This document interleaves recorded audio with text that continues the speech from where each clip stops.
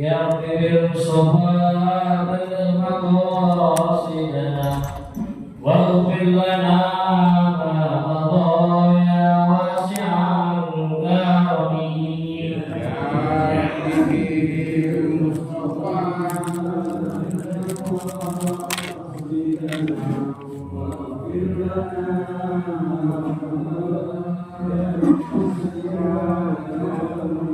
Muhammadun asyraful a'rabi wal ajami Muhammadun sahibul amali wal kalami Ya Rabbi bil Mustafa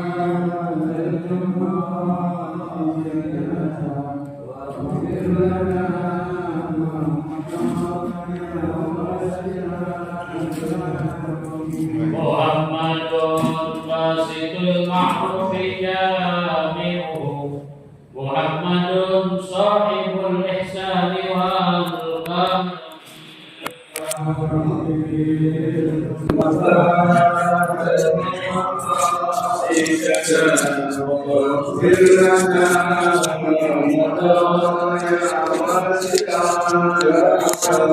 Muhammadun sabitul misaqi hafidhuhu Muhammadun tayyibul akhlaqi wasilami Ya Rabbi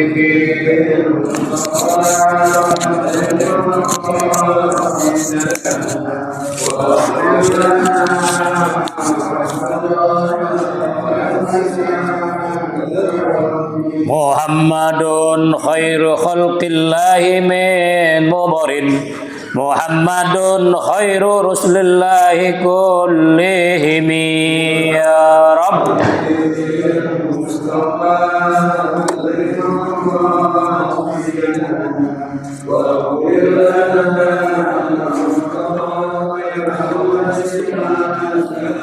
Ya Rabbi bil Mustafa balligh maqasidana waghfir lana ma madha ya wasi'al karami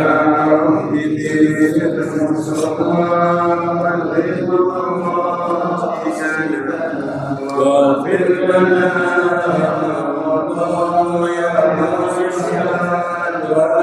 Allahumma salli wa sallim wa barik alaihi wa ala alihi Bismillahirrahmanirrahim Al-Fatihah bil qabuli wa tamami kulli su'lin wa ma'mul wa ila hadratir rasul sallallahu alaihi wa alihi wa sallam wa ila syani zahiran wa batinan fid din wad dunya wal akhirah dafiatan li kulli syarrin jaribatan li kulli khairin lana wa li ahbabina wa li masyayikhina wa muallimina wa dhawil huquqi alaina wa ila jamil mu'minina wal mu'minat wal muslimina wal muslimat annallaha yaghfir lahum wa yarhamhum wa yu'li darajatihim fil jannah wa yanfa'una bi asrarihim wa anwarihim wa ulumihim wa nafahatihim wa barakatihim fid din wad dunya wal akhirah al-fatihah ala hadhihi an-niyyah wa ala kulli niyyatin salihah wa ila hadratin nabiyil mustafa rasulillah sallallahu alaihi wa alihi wasallam bi sirril fatihah a'udzu billahi minasyaitonir rajim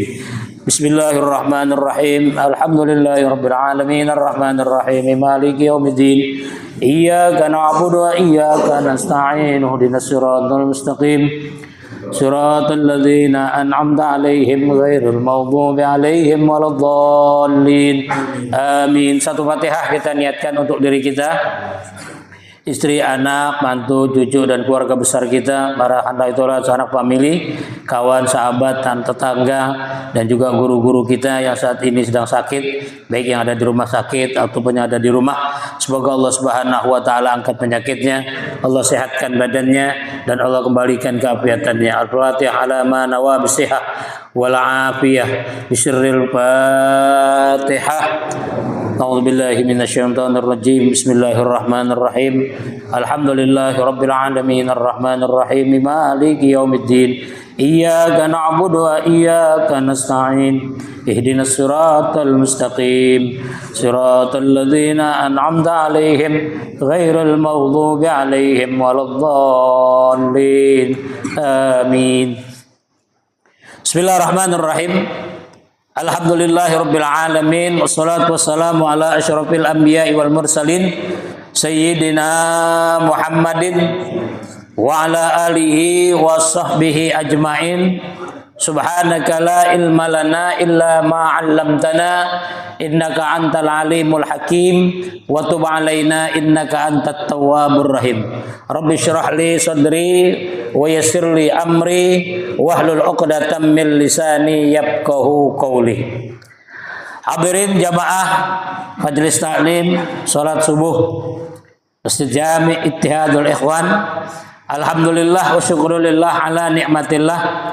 Hari ini kita sudah sampai pada tanggal 7 Rabiul Awal tahun 1446 Hijriah. Insyaallah hari Senin kita masuk pada tanggal 12 Rabiul Awal, bulan tanggal daripada kelahiran baginda Nabi besar kita Muhammad sallallahu alaihi wasallam.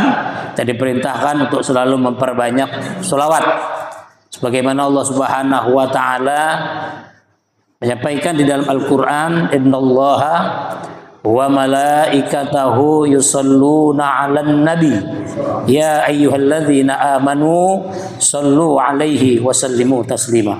Mudah-mudahan kita yang senantiasa senang menghidupkan sunnah-sunnah baginda Rasul akan bersama baginda Nabi sallallahu alaihi wasallam di dalam surganya Allah Subhanahu wa taala. Hadirin jamaah sekalian, kembali kita kaji kitab Mukhtarul Ahadits An-Nabawiyah. Hadis berikut ini tentang orang yang mati dalam mengucapkan kalimat la ilaha illallah. Ya, jadi gak semua orang bisa mengucapkan kalimat la ilaha illallah. Kayaknya kita biasakan saat kita masih hidup, kita sehat, akal masih kuat, perbanyak zikir kita kepada Allah dengan mengucap kalimat la ilaha illallah. Karena ini sudah jaminan. Ya. Jaminan kata Nabi sallallahu alaihi wasallam di dalam hadis ini dikatakan innallaha ta'ala harrama 'alan nar man qala la ilaha illallah yabtaghi bidzalika wajhallahi. Rawahul Bukhari wa Muslim. Ini hadis diriwayatkan oleh Imam Bukhari dan Imam Muslim. Kata Nabi sallallahu alaihi wasallam, innallaha ta'ala qad harrama 'alan nar. Sesungguhnya Allah Subhanahu wa taala mengharamkan neraka bagi orang yang bisa mengucapkan la ilaha illallah. Jadi begitu dahsyatnya kalimat la ilaha illallah. Karena ini adalah kalimat pengakuan, penghambaan kita kepada Allah Subhanahu wa ta'ala. Tidak ada Tuhan selain Allah. Jadi kalimat tauhid ya pertama kita ucapkan setelah mengucap kalimat syahadat bagi mereka yang baru memeluk agama Islam adalah pengakuan keesaan Allah, ya, yang tidak ada sekutu baginya. La ilaha illallah. Tidak ada Tuhan selain Allah. Jadi Tuhan itu banyak. Ya, buat agama lain menyebutnya Tuhan. Kita jangan bilang Tuhan, Allah. Tuhan itu banyak. Orang Jepang Tuhannya matahari. Orang India sapi. Ada yang bertuhankan pohon. Ya. Adat istiadat yang orang kita ada yang menyembah pohon, menyembah patung, bahkan di zaman Rasulullah dulu. Ya. Menyembah patung, yang menganggap itu Tuhannya. Ya. Tuhan. Ya. Buat yang kaya, dia bikin Tuhannya dari emas. Yang kaya. Yang setengah kaya, dia bikin dari perak. Setengah dikit, dibikin dari perunggu. Oh, nggak mampu, yang bikin dari kayu. Bahkan dari makanan dia bikin dari roti. Tukang roti. Dia sembah tuh bikinannya sendiri. Dia sembah. Coba. Tuhan dari roti. Begitu lagi nyembah Tuhannya lapar. Dia bingung, lapar, kemudian makan gak ada. Tuhannya aja dipotek sama dia. Kan ada yang begitu. Ya. Tuhan dipotek, dimakan, kan galak juga itu hambanya. Nah kita nggak begitu, Pak. Kita Allah. Dan harus yakin sesungguhnya Allah itu. Ya. Jangan kita rubah keyakinan kita. Wah, mungkin ada Tuhan lagi yang lebih hebat dari Allah. Enggak ada, udah enggak ada. Ya. Pernah diceritakan ada seorang anak muda. Ya. Seorang anak muda, imannya kuat. Dia percaya itu dengan ke Allah. Cuma mohon maaf, ya, ini kelemahan kita ini, Pak. Kelemahan kita ini. Apa itu? Kalau guru-guru kita bilang 3 ta. Harta, tahta, dan wanita. Ini yang menyebabkan lemahnya iman seseorang. Ini anak muda, oh la ilaha illallah aja kuat. Tidak ada Tuhan selain Allah. Kekuatannya dia itu dari situ. Ya. Sekali waktu dia lagi lewat di satu kampung, orang pada nyembah pohon. Orang nyembah pohon. Dia marah tuh. Apa dia bilang? Besok gua tebang nih pohonnya. Bikin rusak iman lu pada. Lu ngancem. Ini rupanya di pohon ini ada yang nunggu. Jin penunggu tua, jin penunggu pohonnya tuh. Ini jin rupanya ngeliat anak muda, keimanannya kuat, takut. Tapi jin tahu kelemahannya anak muda. Ini anak muda miskin nih. Nah, gitu miskin. Kalau orang bilang nah odong hepeng, gak punya duit nih orang. Nah berarti gue tasipin duit aja nih. Malam-malam dia lagi enak tidur, dibisikin sama setan. Lo besok kagak usah lo tebang pohonnya. Ntar setiap pagi lo bangun tidur, lo buka bantal lo, gue tinggalin duit di situ. Coba lihat. Bener, besok pagi dia lagi bangun, diangkat bantal, ada duit, bener. Sekali, 2 kali, 3 kali, nggak jadi tuh dia nebang pohon tuh, nggak jadi. Orang pada nyembah pohon, dia diemin aja lah. Orang dipikir gue udah dapet duit tuh, coba deh. Segitu aja Pak iman kita. Ini besok mau pilkada nih, hati-hati. Jangan juga kita lepas keimanan. Pilkada juga bagian daripada menjaga keimanan kita, Pak. Memilih pemimpin yang sesuai dengan nurani kita. Jangan karena sebab yang lain.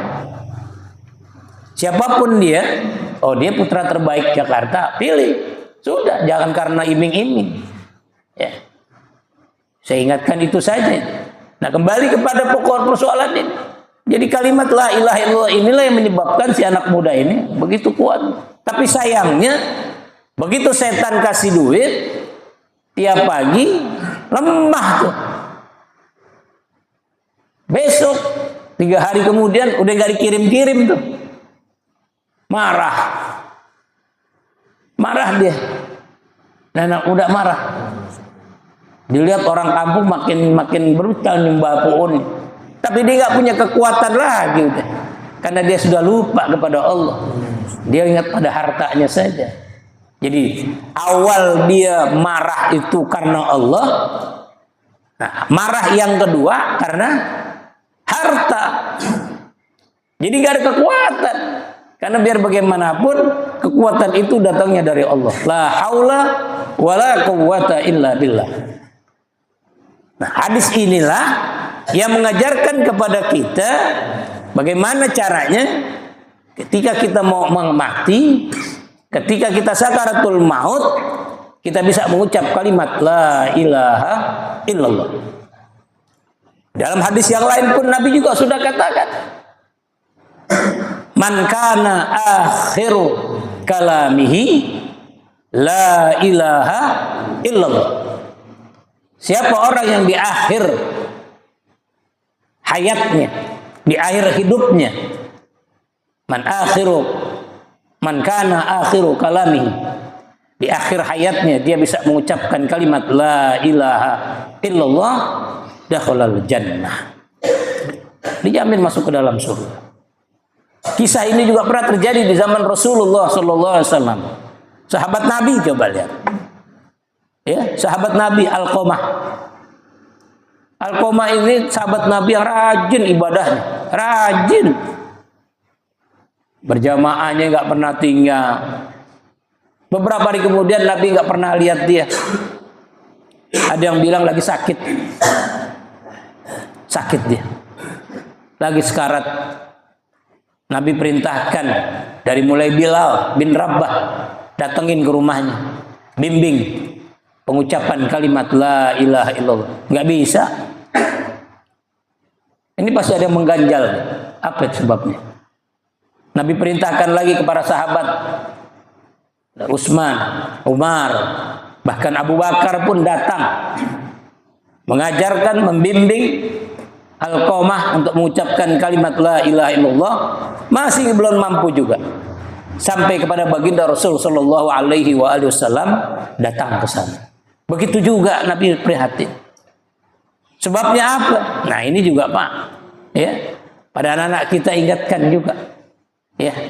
Ibadah kepada Allah tapi sama orang tua berani.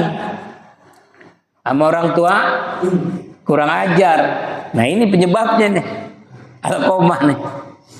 Ya, Alqamah itu cuma sebab karena dia durhaka kepada orang tuanya, terutama kepada ibu. Maka Allah susahkan lisannya mengucap kalimat la ilaha illallah. Begitu ditanya pada istrinya, apa salah? Masih punya orang tua enggak? Ada ibunya. Panggil ibunya Alqamah. Dipanggil ibunya.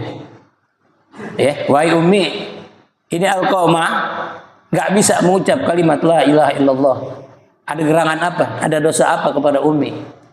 Apa kata ibunya? Wahai Rasul, sakit hati aku. Ya, 9 bulan dia aku kandung di dalam perutku. Aku jaga agar dia bisa lahir menjadi anak yang baik, anak yang bakti. Setelah lahir, dia aku ajarkan tentang ajaran-ajaran yang engkau ajarkan ya Rasul.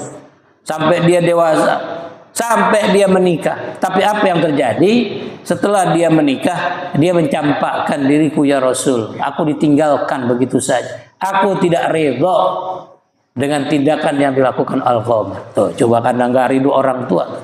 Maka hadis lain Nabi katakan, ridallah fi ridal walidain, wa suhtullah fi suhtil walidain. Keridhaan Allah bergantung pada ridhonya kedua orang tua. Murkanya Allah juga bergantung kepada murkanya kedua orang tua.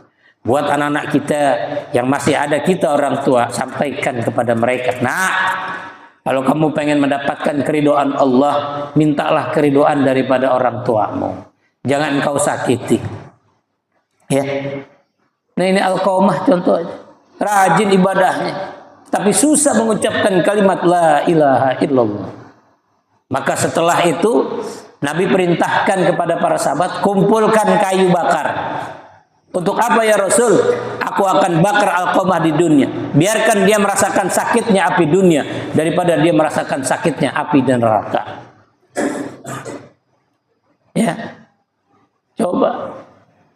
Pepatah mengatakan kasih anak sepanjang galah, kasih ibu sepanjang jalan. Artinya jalannya nggak putus, panjang sayang ibu. Begitulah ibunya Alqamah. Begitu lihat Rasulullah mengumpulkan kayu bakar, mau membakar anaknya Alqamah, timbul rasa cinta dan kasihnya seorang ibu. Apa kata ibunya Alqamah? Ya Rasulullah, aku bersaksi di hadapan engkau, di hadapan para sahabat, hari ini aku maafkan Alqamah dan aku redha dengan apa yang sudah dia kerjakan ya Rasul. Dengan kalimat itulah tiba-tiba Alqamah bisa mengucapkan kalimat La ilaha illallah. Maka Nabi katakan itu, man kana akhiru kalamihi la ilaha illallah dakhalal jannah. Nah, oleh karenanya kalimat la ilaha illallah ini juga sudah Allah perintahkan di Al-Qur'an. Ada di Al-Qur'an ya. Kata Allah Subhanahu wa taala, a'udzubillahi minasyaitonir rajim, fa'lam annahu la ilaha illallah. Itu ayat Quran, Pak. Cuma ada tambahan aja kalimat kalau guru kita itu habis tutup majelis, ya, afdhaluz zikri, kan gitu. Afdhaluz zikri itu tambahan saja. Fa'lam annahu la ilaha illallah. Itu ayat Quran. Apa kata Allah? Fa'lam annahu. Maka ketahuilah annahu, bahwa sesungguhnya la ilaha illallah. Tidak ada Tuhan selain Allah. Maka sembahlah Allah. Ya, tidak ada Tuhan yang selain kita sembah selain Allah. Wa qadha rabbuka alla ta'budu illa iyyahu. Jadi kau setelah itu kau sembah. Jangan engkau sembah selain Allah, jangan. Atau dalam Al-Qur'an dalam ayat yang lain, aqimis sholata li dzikri. Tujuannya apa? Menyembah Allah untuk mengingat. Maka perbanyaklah kita mengingat kepada Allah Subhanahu wa taala. Karena dengan selalu kita mengingat kepada Allah Subhanahu wa taala, maka kita akan merasa takut untuk berbuat dosa. Kita takut berbuat maksiat. Ini kadang-kadang kita suka lupa diri. Ya, lupa diri, kita lebih mengutamakan kehidupan dunia. Ad-dunya mazra'atul akhirah. Jadikan dunia ini bekal buat kita nih, Pak. Ya, bekal buat kita. Cari pahala yang sebanyak-banyaknya. Karena nanti kalau kita mati, nggak ada yang kita bawa kecuali amal ibadah kita, amal kebaikan kita. Nah, kalau kita sudah berbuat baik, beramal yang baik, ibadah, kita jaga toleransi kita dengan sesama saudara, teman, berbuat baik dengan siapa saja, ini akan menjadi kumpulan pahala buat kita. Dan inilah yang akan menyebabkan teman buat kita di kubur. Karena kalau untuk menerangi kubur kita, banyak-banyaklah kita mengingat kepada Allah Subhanahu wa taala. Maka dengan hadis ini kita mohon kepada Allah Subhanahu wa taala agar Allah haramkan badan kita masuk ke dalam api neraka dan kita bisa mengucapkan kalimat la ilaha illallah yabtaghi bidzalika wajhallah, dan kita mengharapkan pahala dari apa yang kita ucapkan kepada Allah Subhanahu wa taala. Hadis riwayat Imam Bukhari dan Muslim. Mudah-mudahan Allah jaga keimanan kita, Allah jaga ketauhidan kita, dan Allah tetapkan iman Islam kita sebagaimana kita juga ingin mati dalam keadaan husnul khatimah. Allah permudah juga matinya kita. Allahumma hawwin alaina fi sakaratil maut. Ya Allah, lembutkan. Allahumma hawwin alaina, ya Allah lembutkan buat kami fi sakaratil maut, pada sakarat. Ketika sakaratul maut itu Allah lembutkan. Begitu kerasnya sakaratul maut bagi mereka yang berlumuran dengan dosa, Nah, kita berharap dengan lazimnya kita membaca, ghalibnya kita selalu membaca la ilaha illallah, Allah mempermudahkan kita ketika Allah panggil kita mati dalam keadaan husnul khatimah. Musyirril Fatihah. A'udzubillahi minasyaitonir rajim. Bismillahirrahmanirrahim. Alhamdulillahirabbil alamin arrahmanir rahim maliki yaumiddin.